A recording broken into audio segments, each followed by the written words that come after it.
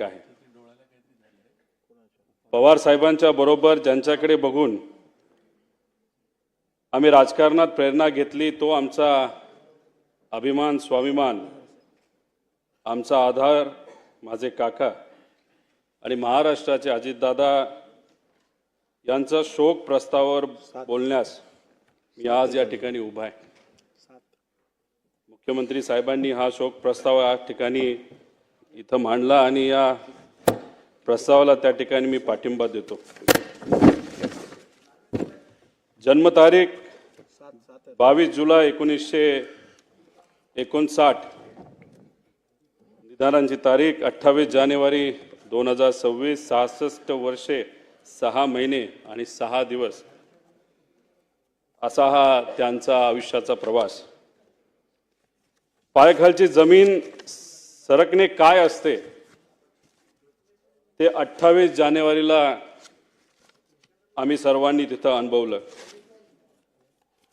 अजितदादांचं कार्य समाजकारणाचं असेल, राजकारणाचं असेल, हे 40 वर्षापेक्षा जास्त आहे। माझं वय 40 आहे, म्हणजे माझ्या वयापेक्षा जास्त अनुभव हा अजित काकांचा राजकारणामध्ये त्या ठिकाणी होता। आणि या सगळ्या गोष्टींबद्दल काही मिनिटात बोलणं हे तसं सोपं नाही। कितीही पानं वाचली तरी त्यांचा राजकीय प्रवास, सामाजिक प्रवास, त्यांनी केलेलं कामं जेवढं बोलेल तेवढं कमी आहे, अशी ही परिस्थिती आहे। 1982 मध्ये छत्रपती सहकारी साखर कारखान्याचे संचालक म्हणून ते निवडून आले।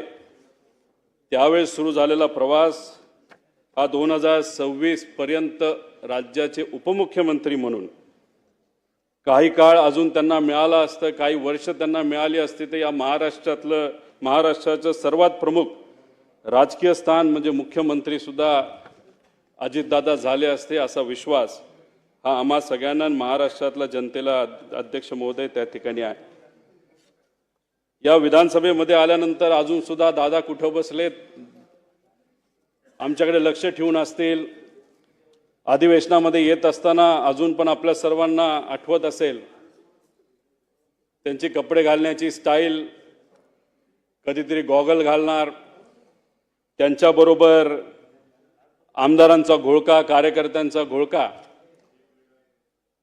मीडिया बरोबर जर मी बोलत असेल तर मागून मिश्किलपणे एखादी काय बोलतंय, शांतपणे अधिवेशनामध्ये या हाऊसमध्ये काय चाललंय हे बारकाईने अजित काका ते बघत असत। त्याच्याच बरोबर भाषण करत असताना चुकून मध्ये जर कुणी त्या भाषणामध्ये त्यांना अडवलं नाही तर थांबवलं नाही तर खूप आवाज केला तर मिश्किलपणे असंही बोलून जायचे की जास्त आवाज केला तर तू मंत्री होणार नाही याची काळजी मी त्या ठिकाणी घेईल।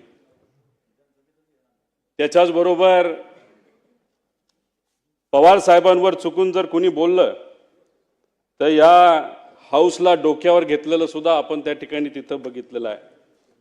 या हाऊसमध्ये येणारा पहिला नेता कोण असेल तर अजितदादा असायचे आणि हाऊस संपल्यानंतर शेवट जाणारा जर कुठला नेता असेल ते अजितदादा असायचे। त्याच्याच बरोबर आमच्यासारखे नवीन जे आमदार आहेत त्यांना बोलायला मिळतंय का, ते योग्य पद्धतीने बोलतायत का, आणि एखादा विषय मांडला लगेचच्या लगेच तिथं उत्तर देऊन त्या विषयाला मार्ग सुद्धा त्या ठिकाणी ते लावून द्यायचे। अध्यक्ष महोदय, जेवढं दुःख कुटुंबीय म्हणून आम्हाला झालंय तेवढंच दुःख या महाराष्ट्रातल्या प्रत्येक व्यक्तीला तिथं झालेलं आहे। आमच्या बॅचच्या सर्व आमदारांवर ते बारकाईने लक्ष ठेवत असत। कधी चुकलं